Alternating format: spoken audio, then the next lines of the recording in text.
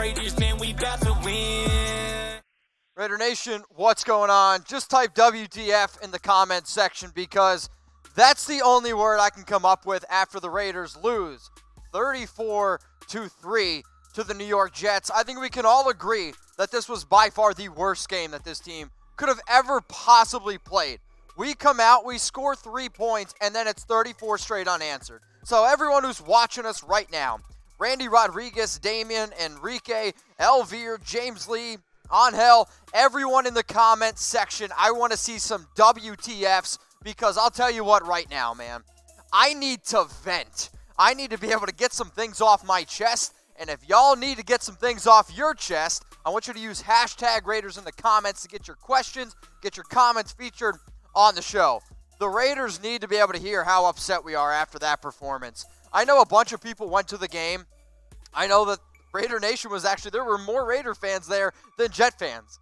And then I had to sit through and watch the worst football game I have ever seen in my entire life. So make sure you guys are using hashtag Raiders and make sure that you're just typing WTF because if it wasn't for y'all, I'd be absolutely insane right now. Let's go to Joshua Israel. What up, dude? Get a picture.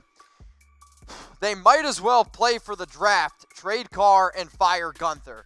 I'm not on the point to fire Gunther yet. They've been dealing with a lot of injuries. I'm not trading Derek Carr. If you just going to look at the box score, sure, Derek had a pick 6, but the amount of drops that were in this game, you can't say trade Derek Carr. I actually think that's very ignorant to say. I don't think Derek played all that bad when you really look at all the horrible drops that were in this game.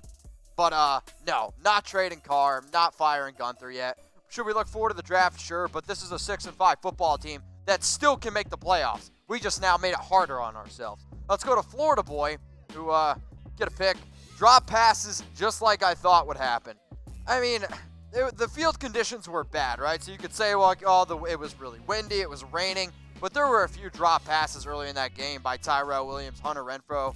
Heck, even Darren Waller. Carriers was a little bit difficult, but just as Call Me JB just said as for a super chat, that's unacceptable. I could not agree with any more. This performance was just simply unacceptable. And I remember somebody saying, Mitch, the Raiders aren't showing up until Friday. And I was like, I don't think it's going to be that bad. It was bad. Totally, totally bad. So shout out to Call Me JB for the super chat. I appreciate y'all. Like I said, if it wasn't for you guys right now, I'd be going absolutely insane. I'd probably be in a drinking coma just trying to get rid of my sorrows. But unacceptable. I don't know what else to say. Type WTF because that's all I can come up with after watching the Raiders lose 34-3. I was super hyped. I ripped on my dad the entire week, and then, this is what happened. So, Jay Dizzle, faux shizzle, Darnold torched us. Yes, the entire Jets offense absolutely whooped up on this defense. And the defense, I've seen some bad games. This was by far the worst game for the Oakland Raiders on defense. I mean, Darnold had 315 yards, 2 touchdowns, but they picked up first downs very, very easily. They also converted third downs very easily. Now, in the beginning when I was like, oh, wow, the Raiders kind of got ripped off on that horrible Maurice Hurst roughing the passer call, which, by the way, was one of the worst I've ever seen.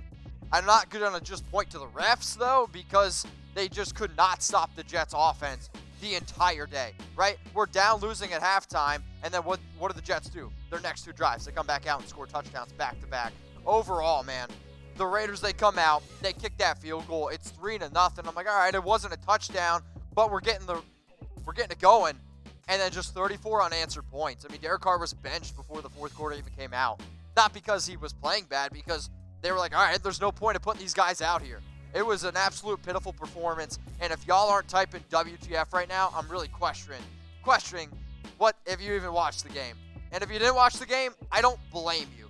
So I got a question for everyone who's watching the show right now live on YouTube and watching us live right now on Facebook. Name the Raiders' least valuable player. When I was building the show together this morning, I'm like, there's no way the Raiders can lose this game. Who's going to be the Raiders' Week 12 MVP? And then I saw the game, and I'm like, what in the literal you-know-what? So I want you guys right now to name the Raiders' least valuable player. If you think it's a coach, throw the coach in the comments section below.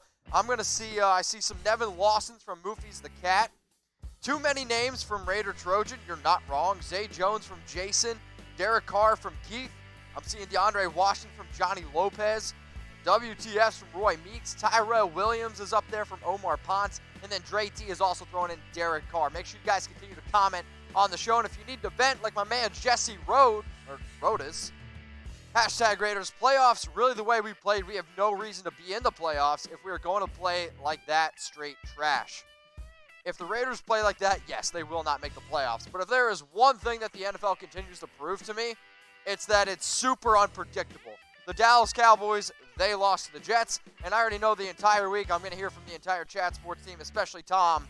Heck, I already got a tweet from Tom laughing at me about this game. The NFL is a very, very hard thing to predict, but if the Raiders continue to play like this, yeah, they're not making it. But would it surprise anyone for them to come back out this very next week and play the Chiefs tough? Not really, no, because the Raiders, to me, you've seen the ups, you've seen the downs, and I just hope that they overlooked the Jets because they were concentrating on the Chiefs. But right now, here's the AFC West standings. The Chiefs now are the clear favorites, or number 1 at 7-4. It's who the Raiders will play in Week 13. Let's now look at another comment here flown in. Mitch, how can you defend Gunther? He's been the worst DC these past seasons. The what the F is you defending Gunther? I mean, I've had Fire Paul Gunther on this show multiple times, so Sugar Wolf 66. Maybe you don't subscribe, and if you don't, maybe you should. YouTube.com/RaidersReport. But I've said it's not time to fire Paul Gunther now. If you're going to fire Gunther, you do it at the end of the year. But also, you tell me, Sugar Wolf, how many defensive coordinators have lost one of their first-round picks, have lost Vontaze Burfict, a defensive captain, have had to deal with all the injuries that this team has dealt with on the defensive side of the football. Yes, the defense isn't good. Yes, the defense gives up a lot of big plays. But firing our defensive coordinator halfway through the season, that's not going to fix it. That's my personal opinion. Let's go to James Ling. What up, James? Get a pick. Also, appreciate the super chat, my man. We have to be able to adjust our game plan to teams that can stop our run game. Our passing game has to be good enough to get us back into games. I could not agree with you more. I think when the Raiders get that negative script where now they can't really lean on Josh Jacobs, I mean, you saw it in the Vikings game. You saw it in the Chiefs game. You saw it in this game. Heck, you saw it in the Packers game. When the Raiders get behind early, it really, really hurts us because we can't do the play action. We can't really lean on our offensive line to really dominate in the running game. Does Derek need to be better? Yes. But Tyrell Williams, too many drops. Darren Waller needs to be better. Hunter Renfrow needs to be better. Zay Jones needs to be better. We need to be able to get open, and then when we get open, you need to be able to catch the football. I counted 8 drops. If you guys want to throw in the comments how many drops you saw, but it was just way too many. Let's go to Call Me JB for another super chat. Appreciate you. This is a lesson to not underestimate any team. Dude, I agree, and I've said that 100 times, I feel like, already on this show. I did a show, on Thursday, 5 reasons why the Raiders are guaranteed to beat the Jets. And I know I'm going to get a lot of hate for it, and you know what? You guys should give me hate for it.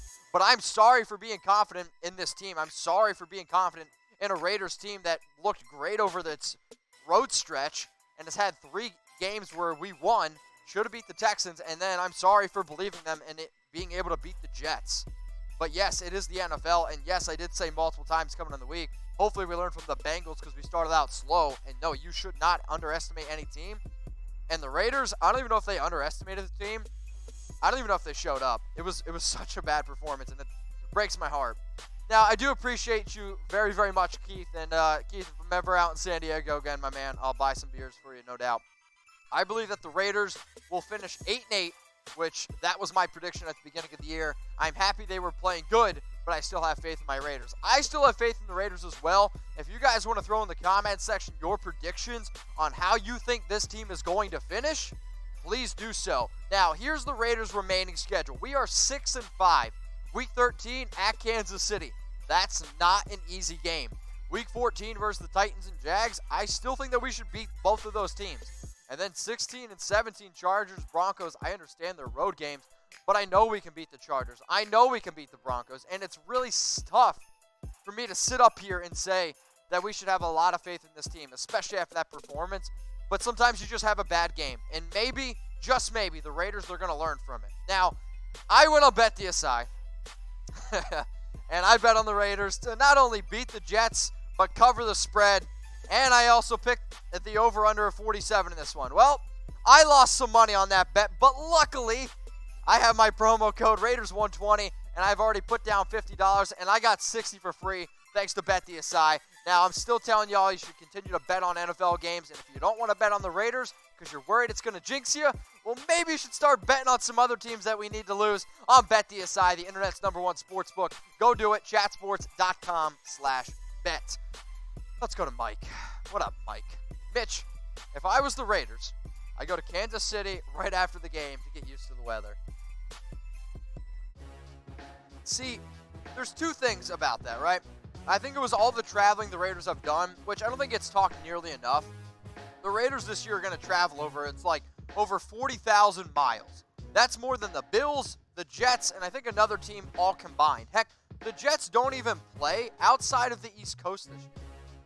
That's mind-blowing to me. When you think about how much the Raiders have traveled, it's crazy. But you can't just blame weather. And I know Derek has this stereotype, I guess. I don't know if that's the right word, that he can't play in cold games. But again, he didn't play very well in a cold game. We need to do a lot more, though, than just get prepared for the weather. We need to get prepared for the Kansas City Chiefs. But Mike, also, my man, get a picture. I'm seeing a lot of people that need to get some pictures. So I don't know if you guys are new to the show, but Dakota, anybody that doesn't have a picture, here on the Raiders Report, you guys can see me. I want to get to know you. And if you haven't already subscribed to the Oakland Raiders Report, make sure you do. It's youtube.com/Raiders Report. So maybe we needed an old-fashioned beatdown. We're a young team and can only get better from here. You can't get much worse, Dakota. If we get much worse, I'm going to be unemployed really quick because nobody's going to watch the Raiders Report because nobody's going to watch 34-3 beatdowns. Now, maybe we can learn from it. And the other thing that I could possibly think of is when all the AB BS happened, I sat up here and I said this is going to make this team stronger, right? When you go through really tough things in life, I believe that it makes you stronger. Maybe this is what they needed to actually make them stronger. Now, if you bleed silver and black, what I want you to do is click the subscribe button. So Raider Nation, our voice needs to be heard. I think a lot of times the NFL is pushing us down, and I think a lot of times we're just getting pushed down by other NFL teams. Now, sure, losing a tough game to the Jets sucks. However, I appreciate being able to come here, and I appreciate being able to vent with people like Herb-Maid, like Jason Young, like D. Mendy, like Tribe, like Keith, like all these people who watch my show. Y'all make my job very, very fun, and I love you guys very, very much. So continue to grow the show. Let's get to 35K subscribers. The link is below. It's youtube.com/Raiders Report. And if you want a shout out, easiest way to do that right now is probably to use hashtag Raiders like my man Dre T did. What up, my man Dre? Key to beat the Raiders. Stop the run game. Make Carr beat you. Dink and dunk. Hashtag pick six. I mean, it was a great pick six. Like, the guy made a great play on the ball. But yes, stopping the run right now is how you're going to end up beating the Raiders. And coming into the game, the Jets were the #1 team in the NFL with rush yards against. And they did really slow down Josh. But yes, Derek also 15 to 27, 127 yards, the pick six. But Derek probably should have had an extra 75 yards. And if you don't have those bad drops earlier in the game, I mean, I think some of those drops, they killed drives. And that easily could have led to another touchdown.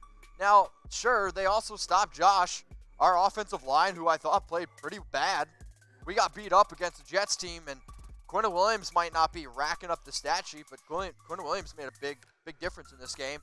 10 carries, 34 yards for Josh, only 3.4 yards per carry, and overall a very, very disappointing game. And I don't really need to sit up here and tell you guys that. Y'all watched it. You know it was bad.